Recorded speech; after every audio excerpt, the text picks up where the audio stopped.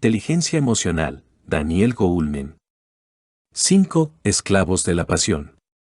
Tú has sido un hombre capaz de aceptar con igual semblante los premios y los reveses de fortuna. Dame a un hombre que no sea esclavo de sus pasiones y lo colocaré en el centro de mi corazón. ¡Ay, en el corazón de mi corazón! ¿Cómo hago contigo? Hamlet a su amigo Horacio.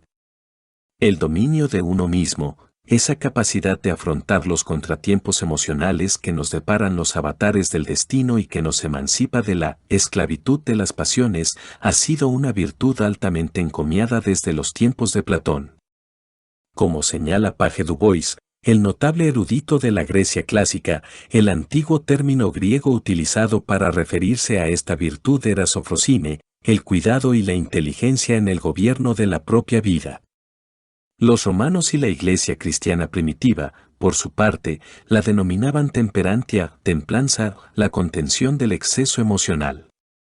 Pero el objetivo de la templanza no es la represión de las emociones sino el equilibrio, porque cada sentimiento es válido y tiene su propio valor y significado.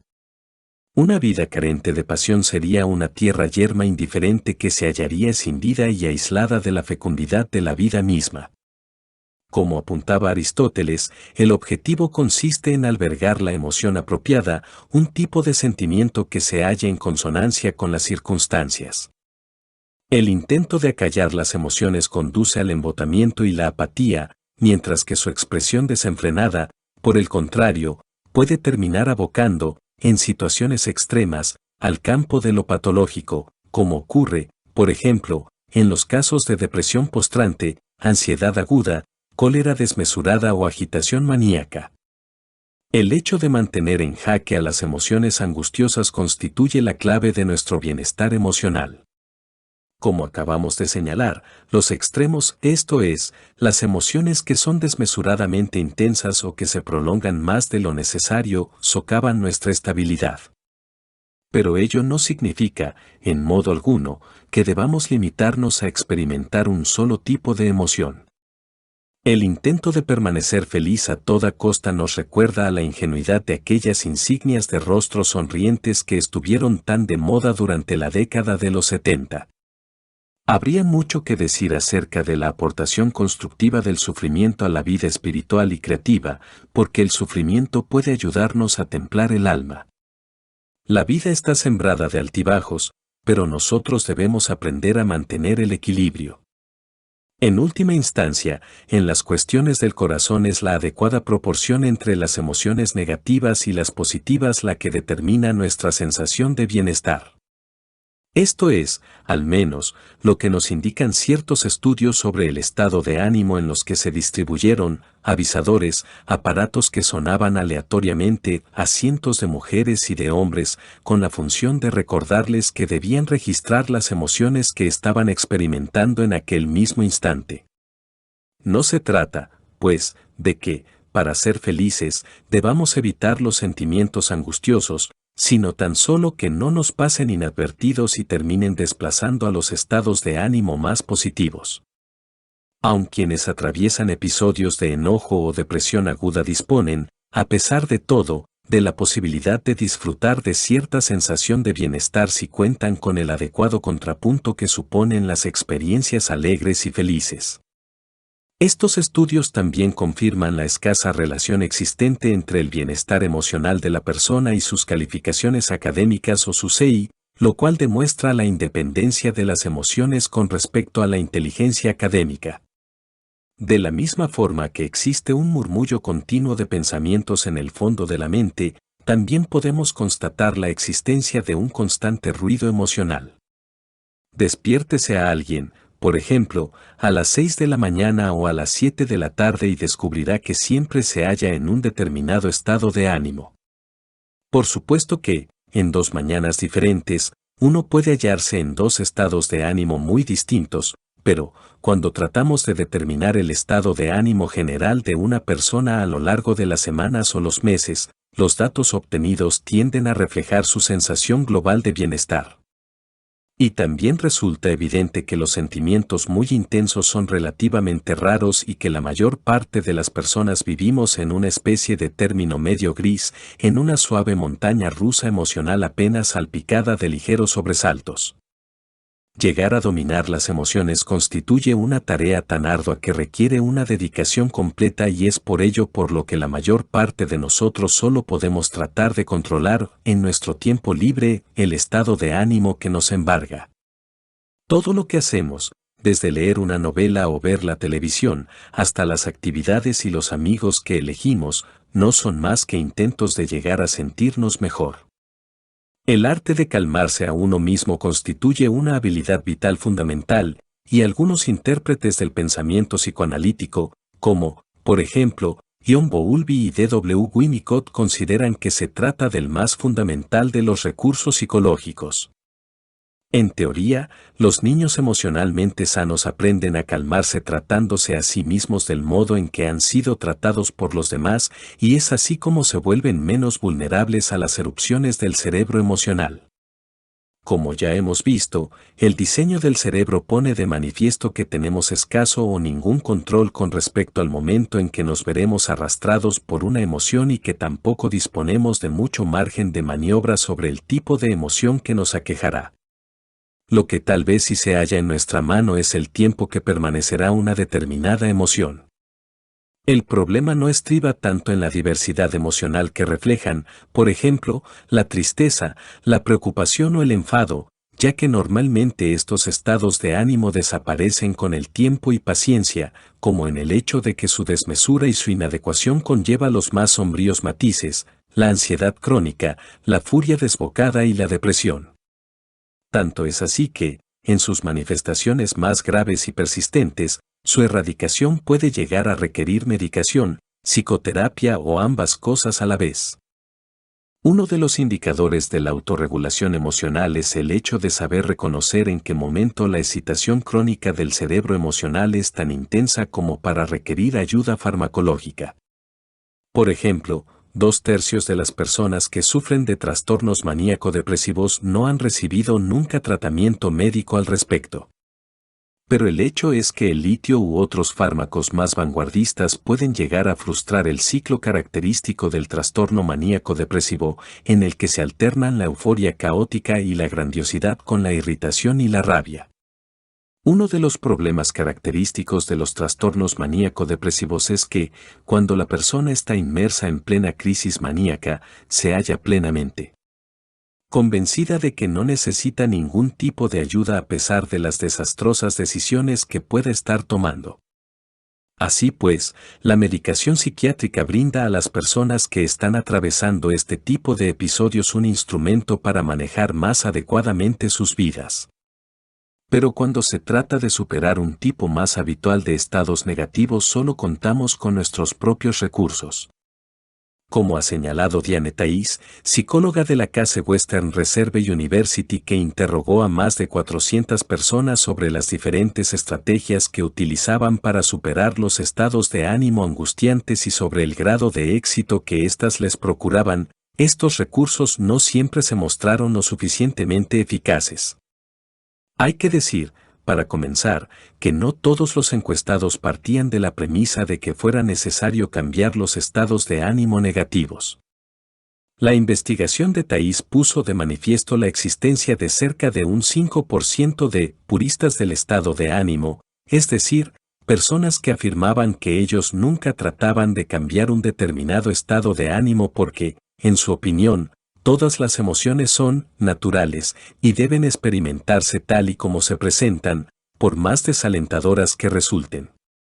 Asimismo, también había otros que buscaban promover estados de ánimo negativos por razones pragmáticas, médicos que necesitan mostrarse apesadumbrados para dar una mala noticia a sus pacientes, activistas sociales que alimentan su indignación ante la injusticia para poder ser más eficaces a la hora de combatirla. Y hubo incluso un joven que admitió que alimentaba su rabia para poder defender más adecuadamente a su hermano menor de las agresiones de que era objeto en el patio de recreo. Otros, por último, se mostraron abiertamente maquiavélicos en la manipulación de sus estados de ánimo, como atestiguaron varios cobradores que ejercitaban su irritabilidad para poder mantener su inflexibilidad ante los morosos. En cualquiera de los casos, la verdad es que, aparte de estos raros ejemplos de cultivo deliberado de las emociones negativas, la mayoría admitió que se hallaba a merced de sus estados de ánimo.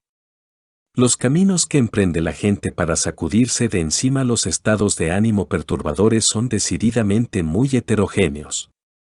La anatomía del enfado. Supongamos que otro conductor se nos acerca peligrosamente mientras estamos circulando por la autopista. Aunque nuestro primer pensamiento reflejo sea, por ejemplo, maldito hijo de puta, lo que realmente resulta decisivo para el desarrollo de la rabia es que ese pensamiento vaya seguido de otros pensamientos de irritación y venganza, como, por ejemplo, ese cabrón podría haber chocado conmigo. No puedo permitírselo. En tal caso, nuestros nudillos palidecen mientras las manos aprietan firmemente el volante, una especie de sustitución del hecho de estrangular al otro conductor. El cuerpo se predispone para la lucha, no para la huida, y comenzamos a temblar mientras resbalan por nuestra frente gotas de sudor, el corazón late con fuerza y tensamos todos los músculos del rostro. Es como si quisiéramos asesinarle.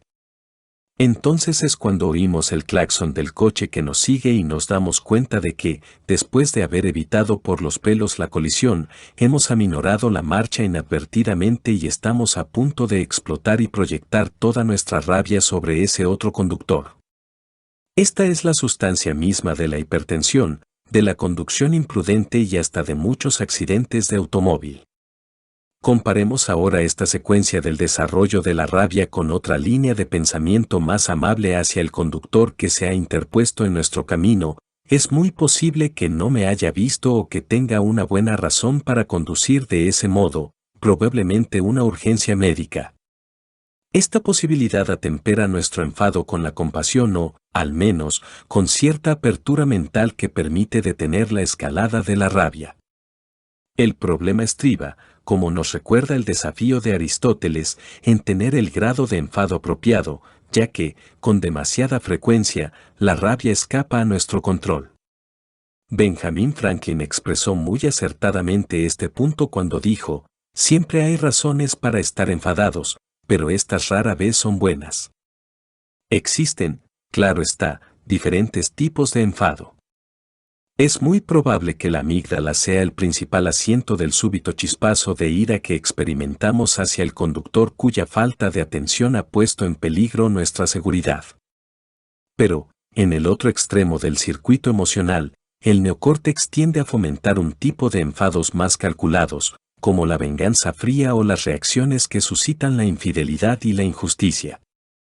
Estos enfados premeditados suelen ser aquellos a los que Franklin se refería cuando decía que esconden una buena razón, o, por lo menos, que así nos lo parece. Como afirma Thais, el enfado parece ser el estado de ánimo más persistente y difícil de controlar. De hecho, el enfado es la más seductora de las emociones negativas porque el monólogo interno que lo alienta proporciona argumentos convincentes para justificar el hecho de poder descargarlo sobre alguien. A diferencia de lo que ocurre en el caso de la melancolía, el enfado resulta energizante e incluso euforizante. Es muy posible que su poder persuasivo y seductor explique el motivo por el cual ciertos puntos de vista sobre el enfado se hallan tan difundidos. La gente, por ejemplo, suele pensar que la ira es ingobernable y que, en todo caso, no debiera ser controlada o que una descarga, catártica, puede ser sumamente liberadora. El punto de vista opuesto, que quizá constituya una reacción ante el desolador panorama que nos brindan las actitudes recién mencionadas, sostiene, por el contrario, que el enfado puede ser totalmente evitado. Pero una lectura atenta de los descubrimientos realizados por la investigación de Thais nos sugiere que este tipo de actitudes habituales hacia el enfado no solo están equivocadas, sino que son francas supersticiones. Sin embargo, la cadena de pensamientos hostiles que alimenta al enfado nos proporciona una posible clave para poner en práctica uno de los métodos más eficaces de calmarlo. En primer lugar, debemos tratar de socavar las convicciones que alimentan el enfado. Cuantas más vueltas demos a los motivos que nos llevan al enojo, más buenas razones y más justificaciones encontraremos para seguir enfadados. Los pensamientos obsesivos son la leña que alimenta el fuego de la ira, un fuego que solo podrá extinguirse contemplando las cosas desde un punto de vista diferente. Como ha puesto de manifiesto la investigación realizada por Thais, uno de los remedios más poderosos para acabar con el enfado consiste en volver a encuadrar la situación en un marco más positivo. La irrupción de la rabia. Este descubrimiento confirma las conclusiones a las que ha llegado Dolph Silman, psicólogo de la Universidad de Alabama, quien, a lo largo de una exhaustiva serie de cuidadosos experimentos, ha determinado con detalle la anatomía de la rabia. Si tenemos en cuenta que la raíz de la cólera se asienta en la vertiente beligerante de la respuesta de lucha o huida, no es de extrañar que Silman concluya que el detonante universal del enfado sea la sensación de hallarse amenazado. Y no nos referimos solamente a la amenaza física, sino también, como suele ocurrir, a cualquier amenaza simbólica para nuestra autoestima o nuestro amor propio, como, por ejemplo, sentirse tratado ruda o injustamente, sentirse insultado, menospreciado, frustrado en la consecución de un determinado objetivo, etc., percepciones, todas ellas, que actúan a modo de detonante de una respuesta límbica que tiene un efecto doble sobre el cerebro. Por una parte, libera la secreción de catecolaminas que cumplen con la función de generar un acceso puntual y rápido de la energía necesaria para emprender una acción decidida, como dice Silman, tal como la lucha o la huida. Esta descarga de energía límbica perdura varios minutos durante los cuales nuestro cuerpo, en función de la magnitud que nuestro cerebro emocional asigne a la amenaza, se dispone para el combate o para la huida. Mientras tanto, otra oleada energética activada por la amígdala perdura más tiempo que la descarga catecolamínica y se desplaza a lo largo de la rama adrenocortical del sistema nervioso, aportando así el tono general adecuado a la respuesta. Esta excitación adrenocortical generalizada puede perdurar horas e incluso días, manteniendo al cerebro emocional predispuesto a la excitación y convirtiéndose en un trampolín fisiológico que provoca que las reacciones subsecuentes se produzcan con especial celeridad. Esta hipersensibilidad difusa provocada por la excitación adrenocortical explica por qué la mayoría de las personas parecen más predispuestas a enfadarse una vez que ya han sido provocadas o se hallan ligeramente excitadas. Por otra parte, todos los tipos de estrés provocan una excitación adrenocortical que contribuye a bajar el umbral de la irritabilidad.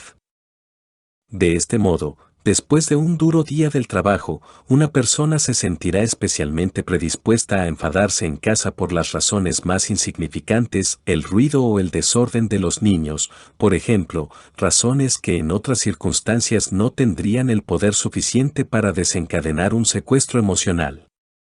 Silman ha llegado a estas conclusiones después de una concienzuda experimentación. En uno de sus estudios, por ejemplo, contaba con un cómplice cuya misión era la de provocar a las personas que se habían ofrecido voluntarias para el experimento haciendo comentarios sarcásticos sobre ellos.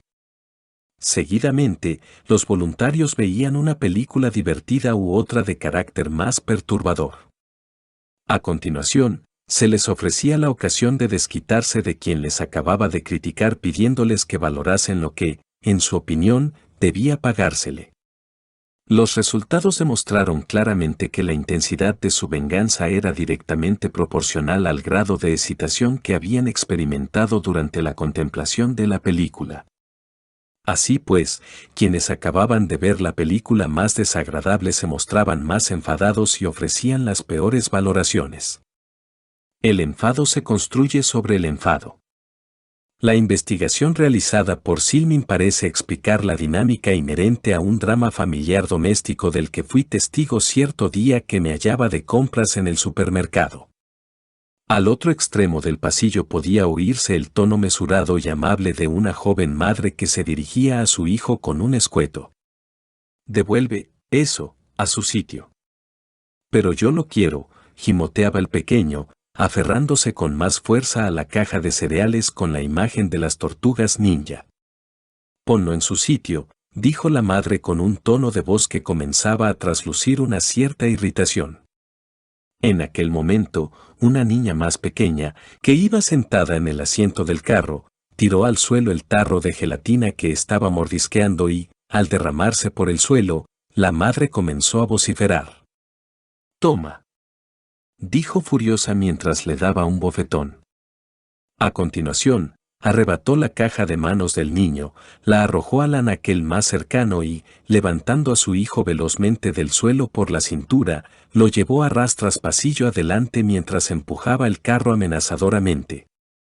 Ahora la niña lloraba y el niño pataleaba protestando. «Bájame. Bájame». Silmin ha descubierto que cuando el cuerpo se encuentra en un estado de irritabilidad, como ocurría, por ejemplo, en el caso de esta madre, y algo suscita un secuestro emocional, la emoción subsecuente, sea de enfado o ansiedad, revestirá una intensidad especial. Y esta es la dinámica que invariablemente se pone en funcionamiento cuando alguien se irrita. Silmin considera la escalada del enfado como una secuencia de provocaciones, cada una de las cuales suscita una reacción de excitación que tiende a disiparse muy lentamente. En esta secuencia, cada uno de los pensamientos o percepciones irritantes se convierte en un mini detonante de la descarga catecolamínica de la amígdala, y cada una de estas descargas se ve fortalecida, a su vez, por el impulso hormonal precedente. De este modo, una segunda descarga tiene lugar antes de que la primera se haya disipado, una tercera se suma a los dos precedentes y así sucesivamente. Es como si cada nueva descarga cabalgara a lomos de las anteriores, aumentando así vertiginosamente la escalada del nivel de excitación fisiológica. Cualquier pensamiento que tenga lugar durante este proceso provocará una irritación mucho más intensa que la que tendría lugar al comienzo de la secuencia. De este modo, el enfado se construye sobre el enfado al tiempo que la temperatura de nuestro cerebro emocional va aumentando. Para ese entonces, la ira, ante la que nuestra razón se muestra impotente, desembocará fácilmente en un estallido de violencia. En este momento, la persona se siente incapaz de perdonar y se cierra a todo razonamiento. Todos sus pensamientos gravitan en torno a la venganza y la represalia, sin detenerse a considerar las posibles consecuencias de sus actos. Este alto nivel de excitación, afirma Silmin, alimenta una ilusión de poder e invulnerabilidad que promueve y fomenta la agresividad, ya que, a falta de toda guía cognitiva adecuada, la persona enfadada se retrotrae a la más primitiva de las respuestas. Es así como las descargas límbicas prosiguen su curso ascendente y las lecciones más rudimentarias de la brutalidad terminan convirtiéndose en guías para la acción. Un bálsamo para el enfado. A la vista de este análisis sobre la anatomía del enfado, Silmin considera que existen dos posibilidades de intervención en el proceso. El primer modo de restar fuerza al enfado consiste en prestar la máxima atención y darnos cuenta de los pensamientos que desencadenan la primera descarga de enojo. Esta evaluación original confirma y alienta la primera explosión, mientras que las siguientes solo sirven para avivar las llamas ya encendidas. El momento del ciclo del enfado en el que intervengamos resulta sumamente importante porque, cuanto antes lo hagamos, mejores resultados obtendremos. De hecho, el enfado puede verse completamente cortocircuitado si, antes de darle expresión, damos con alguna información que pueda mitigarlo. El poder de la comprensión para desactivar la irritación resulta bien patente en otro de los experimentos realizados por Silman, en el que un ayudante especialmente grosero, cómplice, en realidad, del experimentador, se dedicaba a insultar y provocar a los sujetos que en aquel momento realizaban un ejercicio físico. Cuando se les brindó la posibilidad de desquitarse de su desagradable compañero, dándoles la oportunidad de estimar sus aptitudes para un posible trabajo, acometieron la tarea con una mezcla de enojo y complacencia. En cambio, en otra versión del mismo experimento, una mujer entraba en la sala, después de que los voluntarios hubiesen sido provocados e inmediatamente antes de que se les diera la oportunidad de desquitarse, y hacía salir al cómplice del lugar con la excusa de que acababa de recibir una llamada telefónica urgente. Cuando éste salía, se despedía despectivamente de la mujer quien, sin embargo, parecía tomarse el comentario con muy buen humor, explicando a los demás que su compañero se hallaba sometido a terribles presiones porque estaba muy nervioso ante la inminencia de un examen oral. En este caso, la explicación ofrecida pareció despertar la compasión de los sujetos del experimento quienes, cuando tuvieron la oportunidad de desquitarse, rehusaron hacerlo. Este tipo de información atemperante parece, pues, permitir la reconsideración del incidente que desencadena el enfado. Sin embargo, como decíamos anteriormente, también existe otra posibilidad para desarticular el enfado que, según Silmin, solo resulta posible en casos de irritación moderada y, por el contrario, no funciona en niveles más intensos, debido a lo que el mismo Silmin denomina incapacidad cognitiva, que impide a las personas razonar adecuadamente. Cuando la gente se halla sometida a un nivel de irritabilidad muy intenso, tiende a infravalorar los posibles mensajes de información mitigante con frases tales como, esto es intolerable, o como afirma Silman con suma delicadeza, con las más burdas procacidades que nos brinda nuestro idioma. El enfriamiento. En cierta ocasión, cuando solo tenía 13 años, me enzarcé en una agria discusión en casa y salí de ella jurando que jamás regresaría. Era un hermoso día de verano y estuve paseando por el campo hasta que la paz y la belleza circundantes me invadieron y gradualmente fui tranquilizándome. Al cabo de unas horas regresé a casa sereno y completamente arrepentido. A partir de aquel momento, cada vez que me enfado busco una oportunidad para hacer lo mismo, lo que considero el mejor de los remedios. Este relato forma parte de uno de los primeros estudios científicos sobre el enfado llevado a cabo en 1899, un estudio que aún sigue siendo todo un modelo de la segunda forma de aplacar el enfado que citábamos anteriormente, tratar de aplacar la excitación fisiológica ligada a la descarga adrenalínica en un entorno en el que no haya peligro de que se produzcan más situaciones irritantes. Eso supone, por ejemplo, que, en el caso de una discusión, la persona agraviada debería alejarse durante un tiempo de la persona causante del enojo y frenar la escalada de pensamientos hostiles tratando de distraerse. Como ha descubierto Silman, las distracciones son un recurso sumamente eficaz para modificar nuestro estado de ánimo por la sencilla razón de que es difícil seguir enfadado cuando uno se lo está pasando bien. El truco, pues, consiste en darnos permiso para que el enfado vaya enfriándose mientras tratamos de disfrutar de un rato agradable. El análisis realizado por Silman sobre los mecanismos que contribuyen a incrementar o disminuir la irritación nos brinda una explicación a buena parte de los descubrimientos realizados por Diane Thais acerca de las estrategias que la gente suele emplear para aliviar el enfado.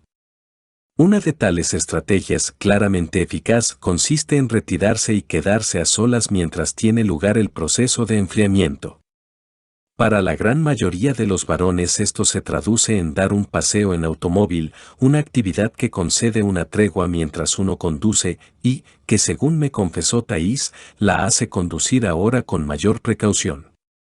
Quizás una alternativa más saludable sea la de dar una larga caminata. El ejercicio activo contribuye a dominar el enfado y lo mismo puede decirse de los métodos de relajación, como, por ejemplo, la respiración profunda y la distensión muscular porque estos ejercicios permiten aliviar la elevada excitación fisiológica provocada por el enfado y propiciar un estado de menor excitación y también obviamente porque así uno se distrae del estímulo que suscitó el enfado. El ejercicio activo puede servir además para disminuir el enfado por una razón similar ya que, después del alto nivel de activación fisiológica suscitado por el ejercicio, el cuerpo vuelve naturalmente a un nivel de menor excitación. Pero el periodo de enfriamiento no será de ninguna utilidad si lo empleamos en seguir alimentando la cadena de pensamientos irritantes, ya que cada uno de estos constituye, por sí mismo, un pequeño detonante que hace posibles nuevos brotes de cólera. El poder sedante de la distracción reside precisamente en poner fin a la cadena de pensamientos irritantes. En su revisión de las estrategias utilizadas por la mayoría de las personas para controlar el enfado, Thais descubrió que las distracciones más utilizadas para tratar de calmarse, ver la televisión, ir al cine, leer y actividades similares, ponen coto eficazmente a la cadena de pensamientos hostiles que alimentan el enfado.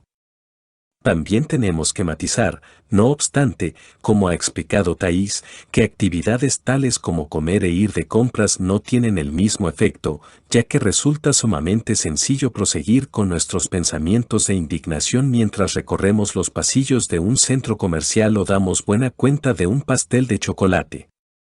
A estas estrategias debemos añadir las propuestas por Redford Williams, psiquiatra de la Universidad de Duke, quien trata de ayudar a controlar su cólera a las personas muy irritables que presentan un elevado riesgo de enfermedad cardíaca. Una de sus recomendaciones consiste en que la persona aprenda a utilizar la conciencia de sí mismo para darse cuenta de los pensamientos irritantes o cínicos en el mismo momento en que aparecen y, seguidamente, registrarlos por escrito. Cuando los pensamientos irritantes se han detectado de este modo, pueden afrontarse y considerarse desde una perspectiva más adecuada, aunque, como Silman descubriera, esta aproximación es más provechosa cuando la irritabilidad no ha alcanzado todavía la cota de la cólera. La falacia de la catarsis. Apenas subía un taxi de la ciudad de Nueva York, un joven que quería cruzar la calle se detuvo ante el vehículo a esperar que el tráfico disminuyera. El taxista, impaciente por arrancar, tocó entonces el claxon y comenzó a mover el vehículo lentamente a fin de que el joven se apartara de su camino. La réplica de este fue un ademán obsceno y grosero. Tú, hijo de puta! Le espetó, entonces, el taxista, pisando el acelerador y el freno al mismo tiempo amenazando con embestirle.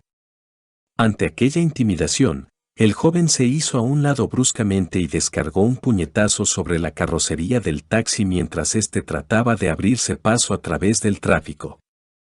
El taxista soltó entonces una burda letanía de exclamaciones dirigidas al joven. No puedes cargar con la mierda del primer imbécil que se te cruce en el camino. Tienes que devolvérsela a gritos. Por lo menos, eso te hace sentir mejor, me dijo luego el conductor, a guisa de conclusión, todavía visiblemente afectado. La catarsis, el hecho de dar rienda suelta a nuestro enfado, se ensalza a veces como un modo adecuado de manejar la irritación. La opinión popular sostiene que eso te hace sentir mejor, pero, tal como nos sugieren los descubrimientos realizados por Silman, existe un poderoso argumento en contra de la catarsis. Un argumento que comenzó a elaborarse a partir de la década de los 50 cuando los psicólogos comprobaron experimentalmente los efectos de la catarsis y descubrieron que el hecho de airear el enfado de poco o nada sirve para mitigarlo, aunque, dada su seductora naturaleza, pueda proporcionarnos cierta satisfacción. No obstante, existen ciertas condiciones concretas en las que el hecho de expresar abiertamente el enfado puede resultar apropiado como, por ejemplo, cuando se trata de comunicar algo directamente a la persona causante de nuestro enojo, cuando sirve para restaurar la autoridad, el derecho o la justicia, o cuando con ello se inflige un daño proporcional a la otra persona que la obliga, más allá de todo sentimiento de venganza por nuestra parte, a cambiar la situación que nos agobia. Hay que decir también que, debido a la naturaleza altamente inflamable de la ira, esto es más fácil de decir que de llevar a la práctica. Thais descubrió, asimismo, que el hecho de expresar abiertamente el enfado constituye una de las peores maneras de tratar de aplacarlo, porque los arranques de ira incrementan necesariamente la excitación emocional del cerebro y hacen que la persona se sienta todavía más irritada. En este sentido, las respuestas ofrecidas por la gente confirmaron a Thais que el efecto de expresar abiertamente la cólera ante la persona que la provocaba había sido el de prolongar su mal humor en lugar de acabar con él. Parece mucho más eficaz, en suma, que la persona comience tratando de calmarse y que posteriormente, de un modo más asertivo y constructivo, entable un diálogo para tratar de resolver el problema. como escuché en cierta ocasión al maestro tibetano Chogyam Trungpa cuando se le preguntó por el mejor modo de relacionarse con el enfado, ni lo reprimas ni te dejes arrastrar por él. Aplacar la ansiedad, ¿qué es lo que me preocupa? ¿O no? Parece que se ha estropeado el silenciador del tubo de escape. Tendré que llevarlo a reparar. Pero ahora no tengo dinero. Tal vez pueda coger el dinero de la matrícula de Jamie. Pero, ¿qué pasará si luego no puedo pagar su matrícula? Bueno, el último informe del instituto ha sido francamente desalentador. Es muy probable que sus notas sigan siendo malas y finalmente no pueda matricularse en la universidad. El silenciador sigue haciendo ruido. Así es como la mente obsesionada da vueltas y más vueltas, una y otra vez, a un culebrón aparentemente interminable de preocupaciones concatenadas. El ejemplo anterior nos los proporciona Elizabeth Roumer y Thomas Borkovec, psicólogos de la Pennsylvania University State, cuya investigación sobre la preocupación, el núcleo fundamental de la ansiedad, ha llamado la atención sobre el tema de los artistas y de los científicos neuróticos. Según parece, una vez iniciado, no hay modo alguno de detener el ciclo de la preocupación. En el extremo opuesto, la reflexión constructiva acerca de un problema, una actividad solo en apariencia similar a la preocupación, puede permitirnos dar con la solución adecuada. En realidad, toda preocupación se asienta en el estado de alerta ante un peligro potencial que, sin duda alguna, ha sido esencial para la supervivencia en algún momento de nuestro proceso evolutivo. Cuando el miedo activa nuestro cerebro emocional, una parte de la ansiedad centra nuestra atención en la amenaza, obligando a la mente a buscar obsesivamente una salida y a ignorar todo lo demás. La preocupación constituye, pues, en cierto modo, una especie de ensayo en el que consideramos las distintas alternativas de respuesta posibles. En este sentido, la función de la preocupación consiste, por consiguiente, en una anticipación de los peligros que pueda presentarnos la vida y en la búsqueda de soluciones positivas ante ellos. El problema surge cuando la preocupación se hace crónica y reiterativa, cuando se repite continuamente sin procurarnos nunca una solución positiva. Un análisis más detenido de la preocupación crónica evidencia que ésta presenta todos los rasgos característicos propios de un secuestro emocional moderado, parece no proceder de ninguna parte, es incontrolable, genera un ruido constante de ansiedad, se muestra impermeable a todo razonamiento y encierra a la persona preocupada en una actitud unilateral y rígida sobre el asunto que la preocupa.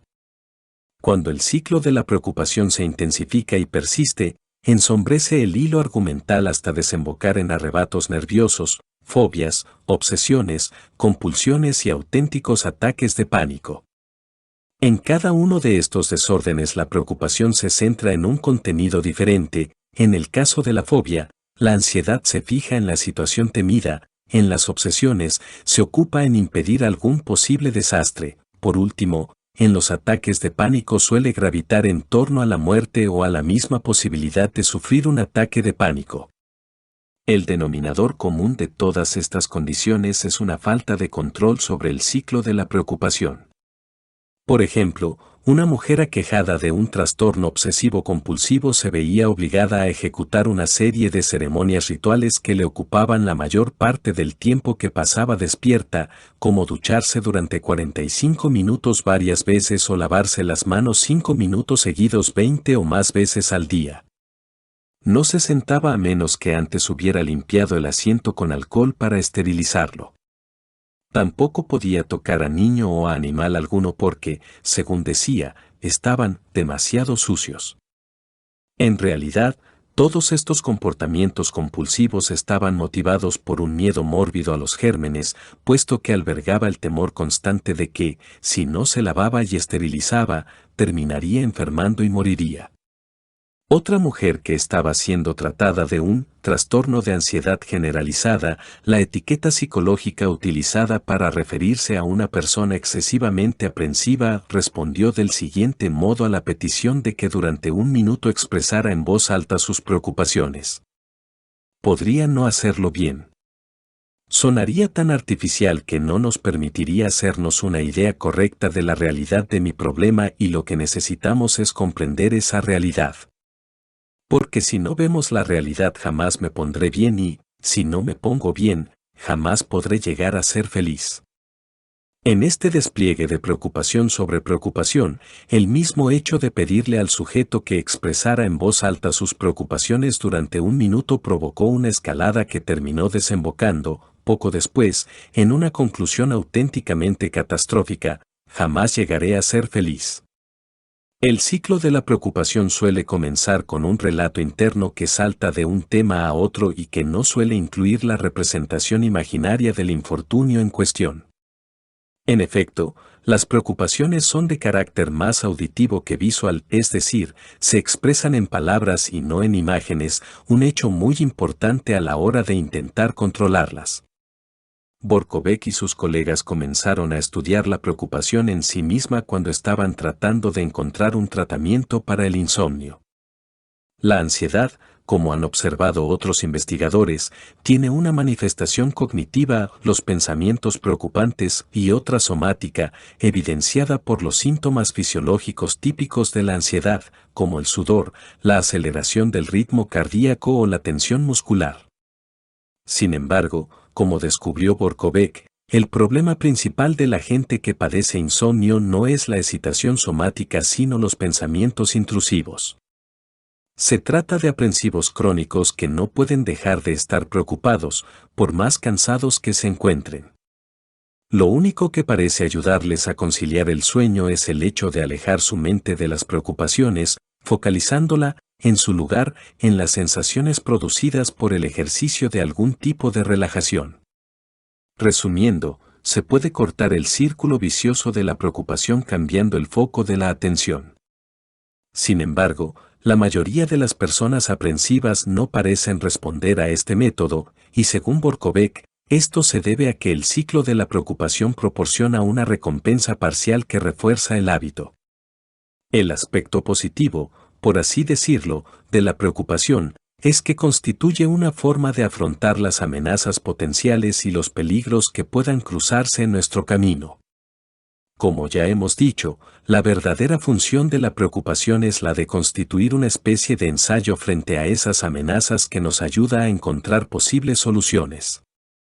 Pero el hecho es que este aspecto de la preocupación no siempre resulta adecuado. Las soluciones originales y las formas creativas de encarar un problema no suelen estar ligadas a la preocupación, especialmente en el caso de la preocupación crónica.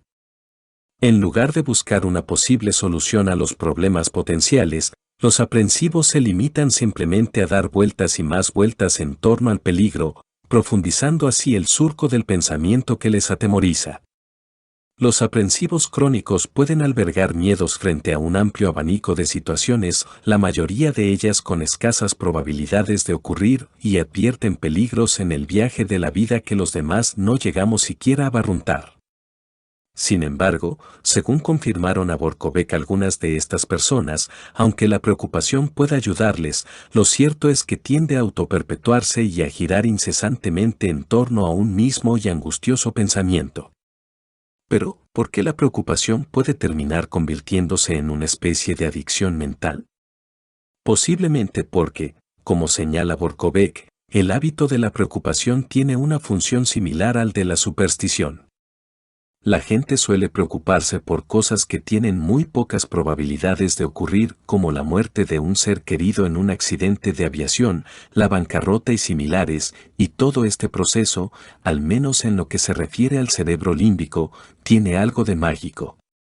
Así, del mismo modo que un amuleto nos protege de algún daño anticipado, la preocupación proporciona la confianza psicológica necesaria para hacer frente a los peligros que nos obsesionan.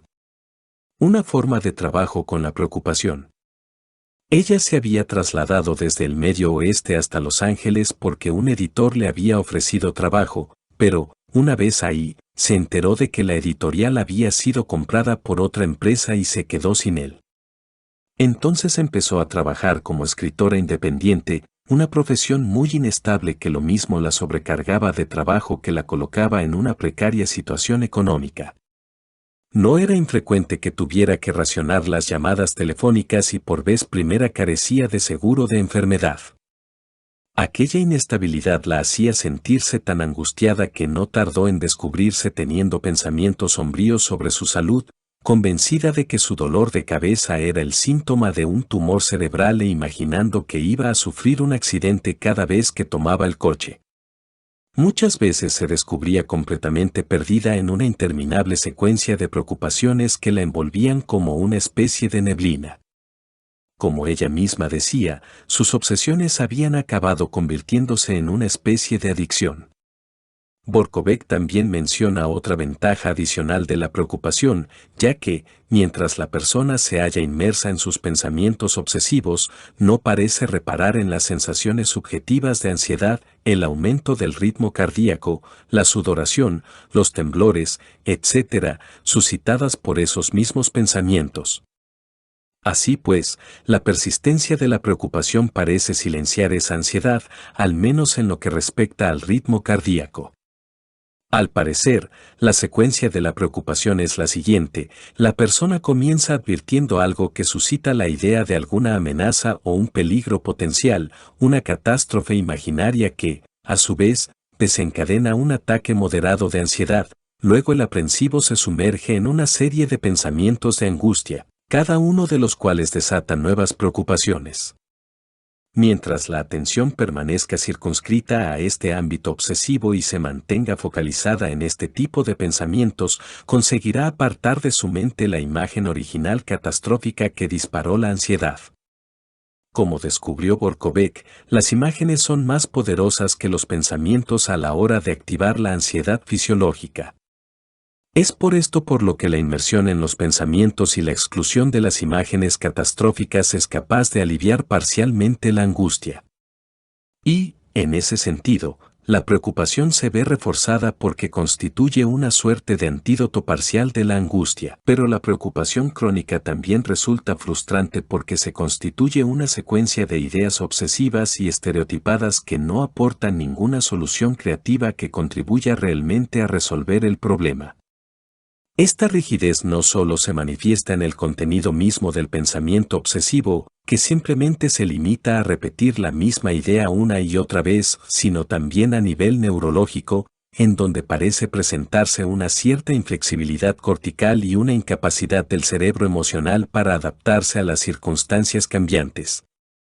En resumen, pues, aunque la preocupación crónica funcione en ciertos sentidos, no lo hace en otros aspectos mucho más importantes. Tal vez pueda disipar parcialmente la ansiedad, pero jamás contribuirá a aportar la solución a un determinado problema. En cualquier caso, no hay nada más difícil para un aprensivo crónico que seguir el consejo que más frecuentemente se le brinda: deja de preocuparte, o peor todavía, no te preocupes, sé feliz. No olvidemos el papel que desempeña la amígdala en el desarrollo de las preocupaciones crónicas, un papel que justifica su irrupción inesperada y su persistencia una vez que han hecho su aparición en escena. Sin embargo, la investigación realizada por Borkovec le ha permitido elaborar un método sencillo que puede ayudar a los aprensivos crónicos a controlar su hábito. El primer paso consiste en tomar conciencia de uno mismo y registrar el primer acceso de preocupación tan pronto como sea posible. En circunstancias ideales, este registro debería tener lugar inmediatamente, en el mismo instante en que una fugaz imagen catastrófica pone en marcha el ciclo de la preocupación y la ansiedad. En este sentido, el adiestramiento propuesto por Borkovec consiste en comenzar enseñándoles a darse cuenta de los signos de la ansiedad y, en especial, adiestrándoles a identificar las situaciones, las imágenes y los pensamientos ocasionales que desencadenan el ciclo de la preocupación y las sensaciones corporales de ansiedad que las acompañan.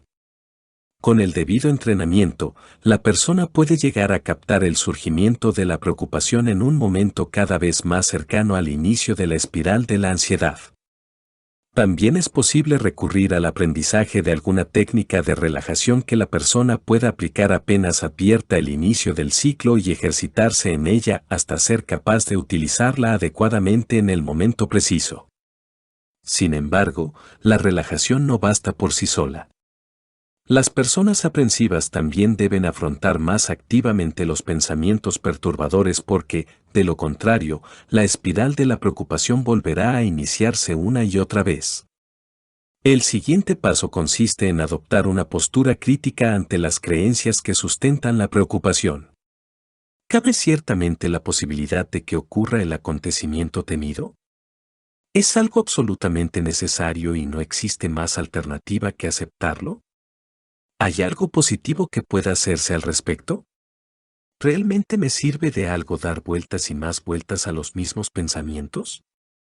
Esta combinación de atención y sano escepticismo puede servir para frenar la activación neurológica que subyace a la ansiedad moderada. La inducción activa de este tipo de pensamientos puede terminar inhibiendo el impulso límbico que alimenta la preocupación. Paralelamente, la inducción activa de un estado de relajación contrarresta las señales de ansiedad que el cerebro emocional envía a todo el cuerpo. De hecho, como señala Borkovec, estas estrategias determinan un curso de actividad mental que es incompatible con la preocupación. La reiterada persistencia de un determinado pensamiento obsesivo aumenta su poder persuasivo, pero, en el caso de que logremos desviar la atención hacia un abanico de alternativas igualmente plausibles, evitaremos tomar ingenuamente como verdaderos los pensamientos que nos obsesionan. Este método se ha mostrado eficaz para aliviar este contumaz hábito hasta con aquellas personas cuyas preocupaciones son tan serias como para merecer un diagnóstico psiquiátrico. Por otra parte, sería también recomendable, e incluso diríamos que sería una señal de autoconciencia, que las personas cuyas preocupaciones son tan graves como para desembocar en fobias, trastornos obsesivo-compulsivos o ataques de pánico, recurrieran a la medicación para tratar de interrumpir este círculo vicioso. No obstante, una reeducación emocional a través de la terapia sigue siendo imprescindible para disminuir la probabilidad de que los trastornos de ansiedad vuelvan a presentarse una vez que se haya dejado la medicación. El control de la tristeza.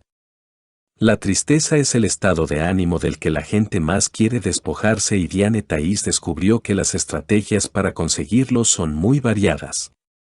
Sin embargo, no debería evitarse toda tristeza porque, al igual que ocurre con cualquier otro estado de ánimo, tiene sus facetas positivas. La tristeza que provoca una pérdida irreparable, por ejemplo, suele ir acompañada de ciertas consecuencias, disminuye el interés por los placeres y diversiones, fija la atención en aquello que se ha perdido e impone una pausa momentánea que renueva nuestra energía para permitirnos acometer nuevas empresas. La tristeza, en suma, proporciona una especie de refugio reflexivo frente a los afanes y ocupaciones de la vida cotidiana, que nos sume en un periodo de retiro y de duelo necesario para asimilar nuestra pérdida, un periodo en el que podemos ponderar su significado, llevar a cabo los ajustes psicológicos pertinentes y, por último, establecer nuevos planes que permitan que nuestra vida siga adelante. Pero, si bien la tristeza es útil, la depresión, en cambio, no lo es. William Starren nos brinda una elocuente descripción de las múltiples manifestaciones de la postración, entre las que se cuentan el odio hacia uno mismo, la falta de autoestima, la pesadumbre enfermiza, que va acompañada de una sombría constricción, cierta sensación de sobrecogimiento y alienación y, por encima de todo, de una ansiedad abrumadora. También podemos enumerar las secuelas intelectuales que acompañan a ese estado: confusión, imposibilidad de concentrarse y pérdida de memoria, y, en un nivel más intenso, la mente se ve caóticamente distorsionada, y los procesos mentales se ven arrastrados por una marea tóxica y abyecta que impide cualquier posible respuesta satisfactoria al mundo en que uno vive. Además, este estado también tiene sus correlatos físicos: el insomnio, la apatía, una sensación de embotamiento, nerviosismo y, más concretamente, una extraña fragilidad, que van acompañados de un inquietante desasosiego.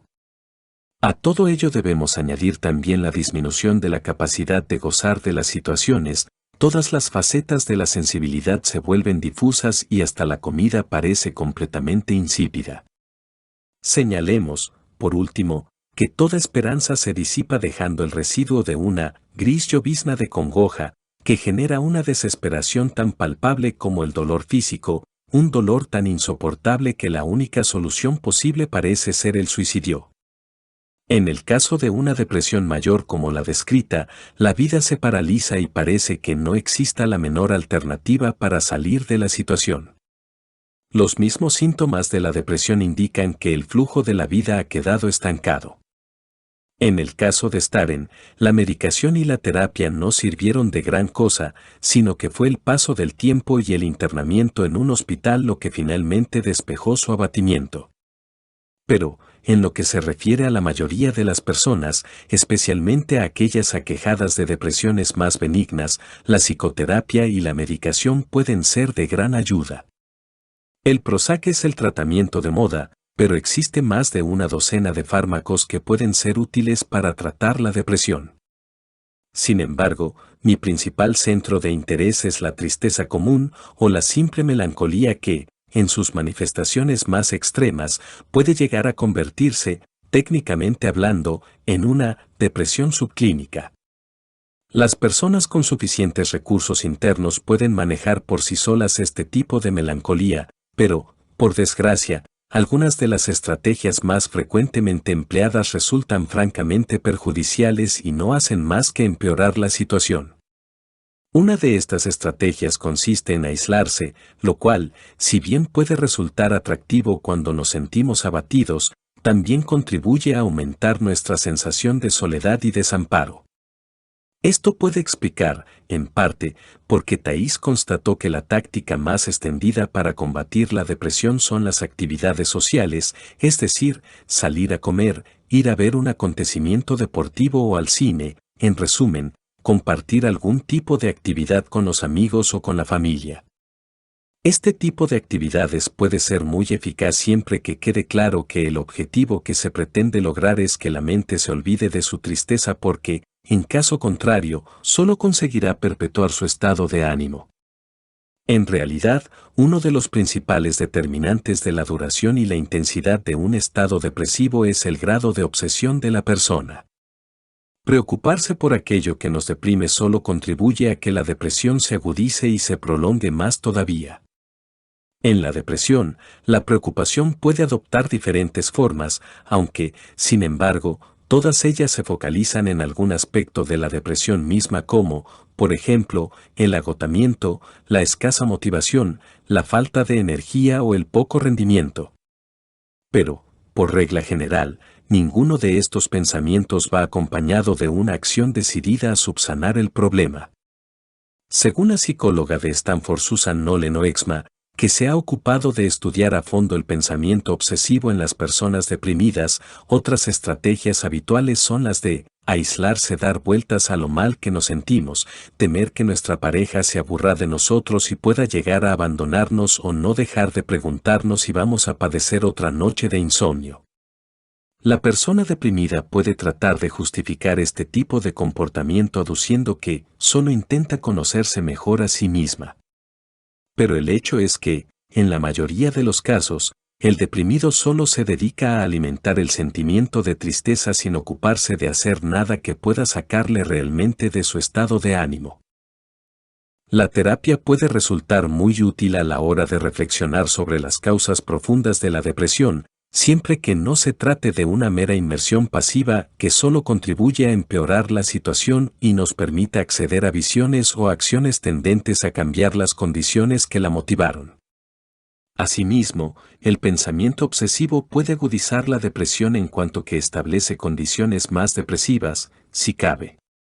Nolen Oexma nos habla, por ejemplo, del caso de una vendedora aquejada de depresión que estaba tan preocupada que no realizaba las llamadas telefónicas tan necesarias para su trabajo.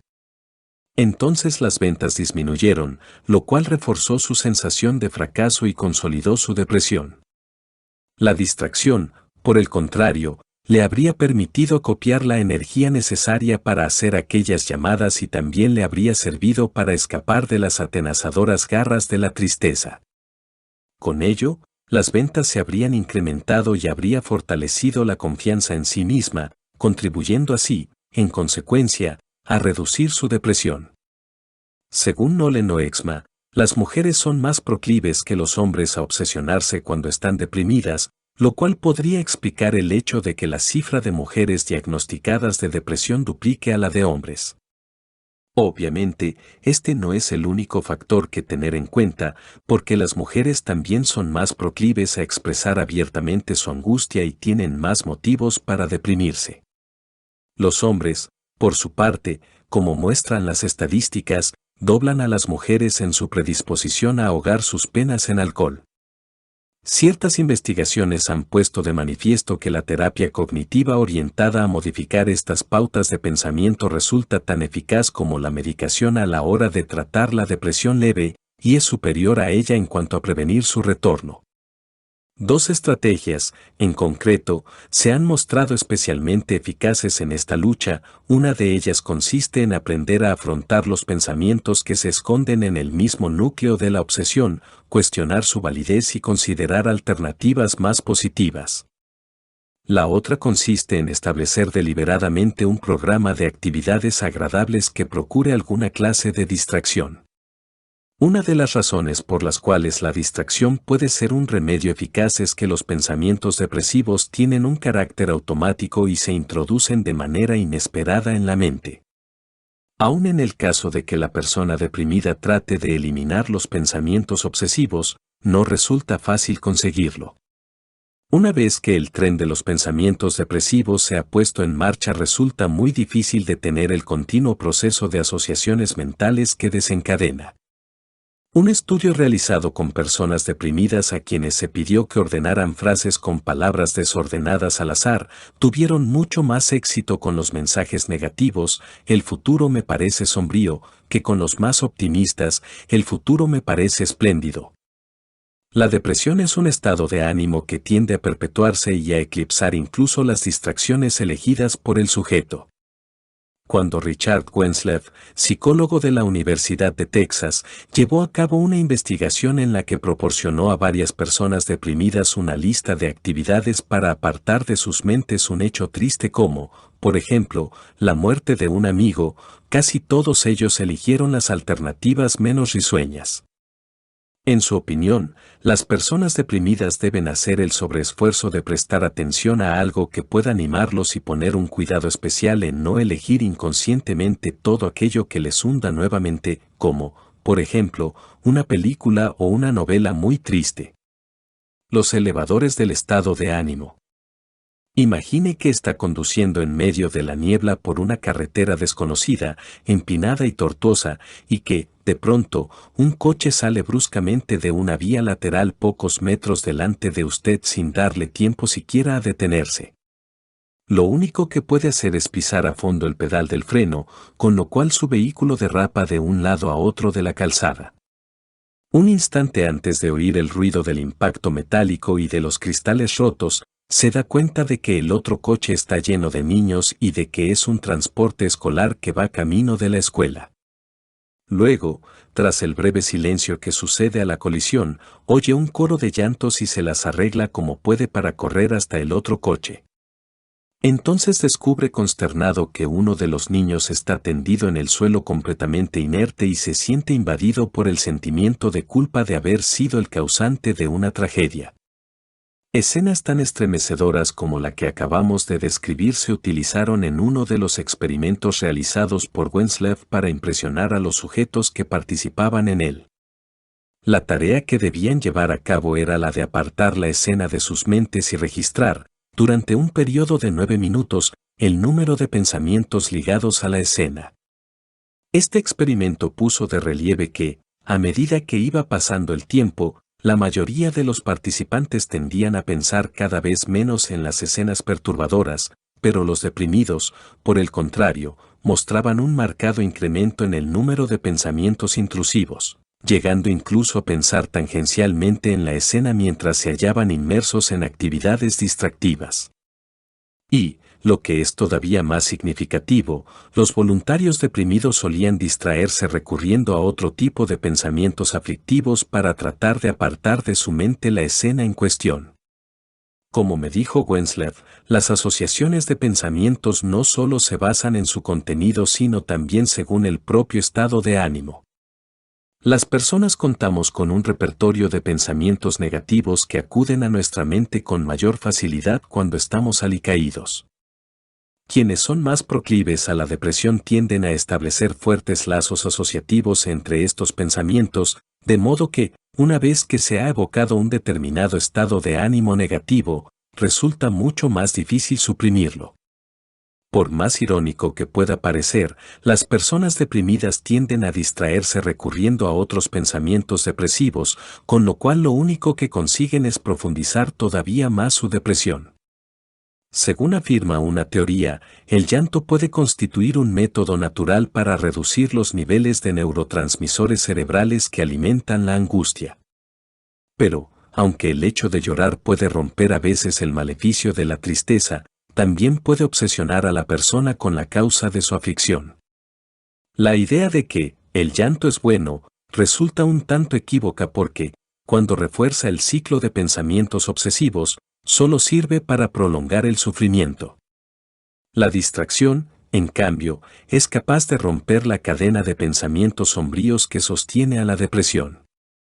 Una de las teorías imperantes que explica el éxito de la terapia electroconvulsiva en el tratamiento de la mayor parte de las depresiones graves se basa en el hecho de que provoca una pérdida de memoria a corto plazo y, en consecuencia, los pacientes mejoran simplemente porque no pueden recordar el motivo de su tristeza. Como descubrió Diane Thais, muchas personas se sacuden las flores mustias de la tristeza con entretenimientos tales como la lectura, la televisión, el cine, los videojuegos, los rompecabezas, el sueño y las ensoñaciones diurnas como, por ejemplo, divagar acerca de unas fantásticas vacaciones. Wentzler añade que las distracciones más eficaces son aquellas que pueden cambiar nuestro estado de ánimo como, por ejemplo, un apasionante acontecimiento deportivo, una película divertida o un libro interesante. Advirtamos también, en este punto, que algunas distracciones pueden contribuir a perpetuar la depresión, como lo demuestran los estudios llevados a cabo con telespectadores empedernidos, que han puesto de relieve que, después de una sesión de televisión, suelen hallarse todavía más deprimidos que antes de ella. Según Thais, el aeróbic es una de las tácticas más eficaces para sacudirse de encima tanto la depresión leve como otros estados de ánimo negativos. Pero el caso es que los beneficios derivados de este elevador del estado de ánimo resultan más palpables en las personas perezosas, es decir, en aquellas que no suelen practicar este tipo de ejercicios. Quienes se atienen a una rutina diaria de ejercicio físico obtienen, por el contrario, más beneficios de este tipo antes de llegar a consolidar el hábito. De hecho, quienes practican habitualmente un deporte obtienen el efecto inverso sobre el estado de ánimo y se sienten peor en aquellos días en los que se saltan su rutina. La eficacia del ejercicio parece radicar en su poder para cambiar la condición fisiológica provocada por el estado de ánimo. La depresión constituye un estado de baja activación mientras que el aeróbic, en cambio, eleva el tono corporal. Por el mismo motivo, las técnicas de relajación, que reducen el nivel general de activación física, funcionan adecuadamente para tratar la ansiedad, que es un estado de alta activación fisiológica, pero resultan inadecuadas para el tratamiento de la depresión. En todo caso, cada uno de estos enfoques parece romper el ciclo de la depresión y de la ansiedad, porque pone al cerebro en un nivel de actividad incompatible con el estado emocional que lo embarga. Tratar de infundirse ánimo a sí mismo mediante regalos y placeres sensoriales constituye otro antídoto muy difundido para combatir la tristeza. Entre los métodos más utilizados por las personas para aliviar su depresión podemos enumerar el tomar un baño caliente, disfrutar de las comidas favoritas, escuchar música o hacer el amor. Hacerse un regalo o invitarse a uno mismo para tratar de desprenderse de un estado de ánimo negativo es una estrategia muy común entre las mujeres, como también lo es, en general, ir de compras. Thais descubrió asimismo que el hecho de comer es una estrategia bastante generalizada entre las estudiantes universitarias, una media 3 veces superior a los hombres, para calmar la depresión. Los hombres, por su parte, parecen mostrar una inclinación 5 veces superior a las mujeres hacia el consumo de drogas y alcohol. Pero el hecho de recurrir al alcohol o a la comida como antídotos para la depresión constituye una estrategia que tiene sus obvias contraindicaciones. La sobrealimentación suele provocar remordimientos, mientras que el alcohol, por su parte, es un depresor del sistema nervioso central cuyas secuelas se suman a las de la misma depresión. Según Thais, una aproximación más constructiva para elevar el estado de ánimo consiste en proyectar una actividad que pueda proporcionarnos un pequeño triunfo o un éxito fácil, como, por ejemplo, acometer alguna tarea doméstica que hayamos pospuesto, como cercar el jardín, por ejemplo, o concluir alguna actividad pendiente que hayamos estado evitando. Por el mismo motivo, los cambios de imagen, aunque solo sea en la forma de vestirnos o de arreglarnos, también pueden resultar beneficiosos. Uno de los antídotos más eficaces contra la depresión, muy poco utilizado, por cierto, fuera del contexto de la terapia, es la llamada reestructuración cognitiva o, dicho de otro modo, tratar de ver las cosas desde una óptica diferente. Es natural lamentarse por el fin de una relación o sumergirse en pensamientos autocompasivos como, por ejemplo, esto significa que siempre estaré solo, pensamientos que no hacen más que fortalecer la sensación de desesperación. Sin embargo, el hecho de recapacitar y reconsiderar los aspectos negativos de la relación o de ver que esa relación de pareja no era la adecuada, en otras palabras, reconsiderar la pérdida desde una perspectiva diferente, bajo una luz más positiva, puede servir de adecuado antídoto a la tristeza. Por esta misma razón, los pacientes aquejados de cáncer, sea cual sea la gravedad de su estado, se encuentran de mejor humor cuando pueden pensar en otro paciente cuyo estado es todavía peor. A fin de cuentas, yo no estoy tan mal, por lo menos puedo andar, mientras que, por el contrario, quienes se comparan con personas sanas solo consiguen deprimirse más. Este tipo de comparaciones resulta sorprendentemente estimulante porque lo que parecía desesperanzador pierde súbitamente sus connotaciones negativas. Otro eficaz elevador del estado de ánimo consiste en ayudar a quienes lo necesitan. Puesto que la depresión se alimenta de obsesiones y preocupaciones que giran en torno a uno mismo, el hecho de ayudar a quien se haya afligido puede contribuir a que nos desembaracemos de este tipo de preocupaciones. De este modo, entregarse a una actividad de voluntariado, hacerse entrenador de la liga infantil, convertirse en una especie de hermano mayor o ayudar a los indigentes constituye, según Thais, una de las estrategias más adecuadas, pero también menos frecuentes, para elevar el estado de ánimo. Debemos señalar, por último, que existen también personas que pueden encontrar cierto alivio a su tristeza orientándose hacia un poder trascendente. Según me dijo Thais, la oración constituye una actividad especialmente indicada para elevar el estado de ánimo de las personas con una orientación religiosa. Los represores de la emoción, la negación optimista. La frase comenzaba diciendo, aunque pisó a su compañero de habitación en el estómago, y finalizaba.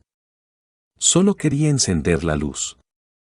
Esa transformación de un acto agresivo en una inocente, aunque poco plausible, confusión refleja vivamente la represión emocional y fue escrita por un estudiante universitario que se había ofrecido como sujeto voluntario en una investigación realizada sobre los represores, es decir, aquellas personas que parecen borrar sistemáticamente todo rastro de angustia emocional de su campo de conciencia. Una de las pruebas consistía en completar una frase que comenzaba diciendo, pisó a su compañero de habitación en el estómago. Otros tests demostraron que este pequeño acto de evitación mental forma parte de un patrón general que oblitera la práctica totalidad de los trastornos emocionales. A diferencia de las conclusiones extraídas por las primeras investigaciones realizadas en este sentido, que apuntaban que los individuos represores constituían un caso manifiesto de incapacidad para experimentar las emociones, lo que les convertía en parientes cercanos de los alexitímicos, la tendencia actual los considera personas suficientemente aptas como para regular sus emociones. Se diría, pues, que estas personas están tan acostumbradas a protegerse de los sentimientos problemáticos que ni siquiera son conscientes de sus aspectos negativos. A la vista de lo anterior, tal vez fuera más adecuado no llamarles represores, como resulta habitual entre los investigadores, sino impasibles. La mayor parte de esta investigación, llevada a cabo por Daniel Weinberger, psicólogo de la Case Western Reserve University, demuestra que, aunque estas personas puedan parecer completamente tranquilas e inalterables, a veces se encuentran sometidas a una serie de alteraciones fisiológicas de las que no son conscientes. Durante la prueba de formar frases que hemos mencionado anteriormente, los voluntarios también fueron monitorizados con el fin de controlar su nivel de activación fisiológica.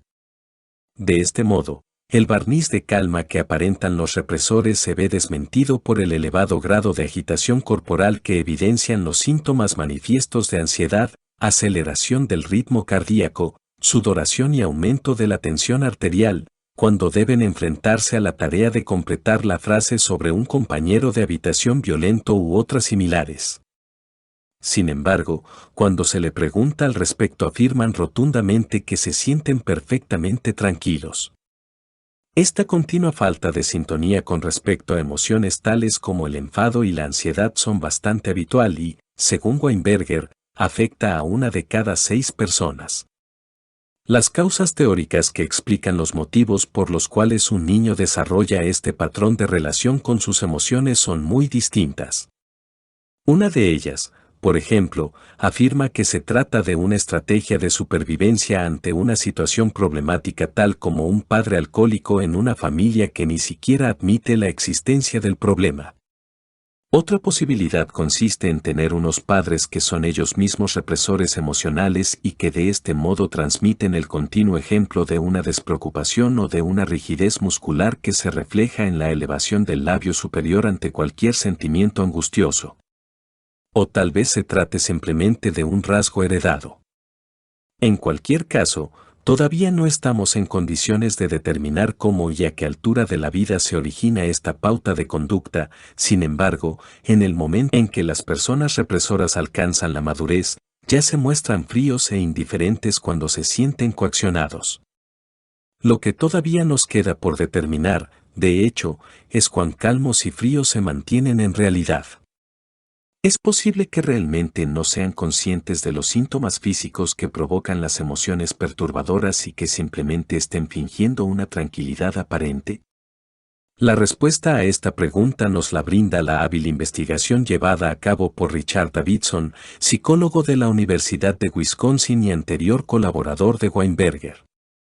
Davidson pidió a varias personas que presentaban esta pauta de impasibilidad que efectuaran una serie de asociaciones libres sobre una lista de palabras, muchas de ellas neutrales, aunque algunas poseedoras de connotaciones sexuales o violentas capaces de suscitar ansiedad en la mayoría de las personas.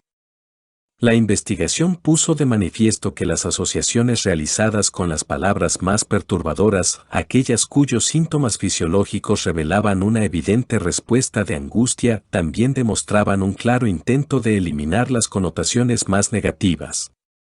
Por esto sí, por ejemplo, la primera palabra era odio, la respuesta ofrecida por ese tipo de sujeto solía ser amor. El estudio de Davidson se benefició considerablemente del hecho de que, en las personas diestras, la mitad derecha del cerebro constituye el centro clave del procesamiento de las emociones negativas, mientras que el centro del habla se halla en el hemisferio izquierdo.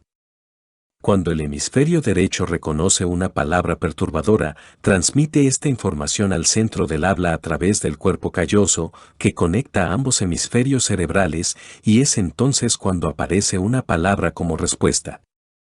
Sirviéndose de un elaborado dispositivo óptico, Davidson mostraba cada palabra de modo que ésta ocupara solo la mitad del campo visual y, por la peculiar disposición neurológica de la visión, si la palabra se presentaba de modo que incidiera en el lado izquierdo del campo visual, primero era reconocida por el hemisferio cerebral derecho, con su acusada sensibilidad para las perturbaciones.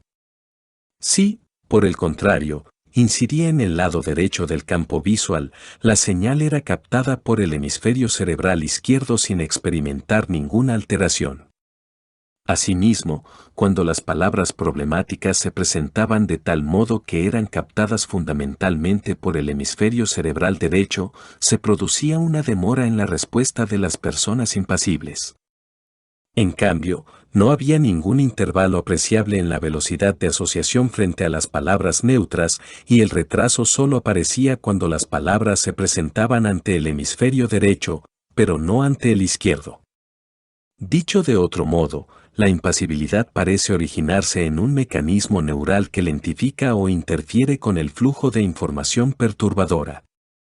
Ello significaría que tales personas no están fingiendo una falta de conciencia ante la angustia que puedan sentir, sino que es su mismo cerebro el que les mantiene alejados de esta clase de información. Para ser más exactos, el barniz de sentimientos positivos que encubre las percepciones amenazantes bien podría originarse en la actividad del lóbulo prefrontal izquierdo. Para mayor sorpresa, cuando Davidson cuantificó los niveles de actividad de los lóbulos prefrontales, quedó patente un marcado predominio de la actividad del lóbulo izquierdo, el centro del bienestar, y un descenso en la actividad del lóbulo derecho, el centro del malestar. Según me comentaba Davidson, estas personas se ven a sí mismas desde una perspectiva positiva, con un estado de ánimo teñido de optimismo, niegan que el estrés les cause ningún trastorno y muestran una pauta de activación frontal del lóbulo izquierdo cuando están descansando, lo que suele estar ligado a la aparición de sentimientos positivos. Este tipo de actividad cerebral podría ser la clave que explicara su pretendido optimismo a pesar de la existencia de una excitación fisiológica subyacente muy semejante a la angustia. Davidson sostiene que, en términos de actividad cerebral, el intento de experimentar continuamente los acontecimientos perturbadores bajo una luz positiva exige un gasto enorme de energía. Así pues, el aumento de la activación fisiológica podría estar originado en el sostenido intento por parte del circuito neurológico, tanto de mantener los sentimientos positivos a cualquier precio como de suprimir o inhibir cualquier clase de sentimientos negativos. La impasibilidad, en suma, constituye un intento de negación optimista, una especie de disociación positiva y, muy posiblemente, la clave que explicaría el mecanismo neurológico que interviene en estados disociativos más graves, como los que suelen existir en los desórdenes de estrés postraumático. Pero, según Davidson, cuando se trata simplemente de conseguir una cierta estabilidad, parece una estrategia positiva para la autorregulación emocional, coste adicional para la conciencia de uno mismo resulta todavía desconocido. Inteligencia emocional, Daniel Goleman. La próxima parte.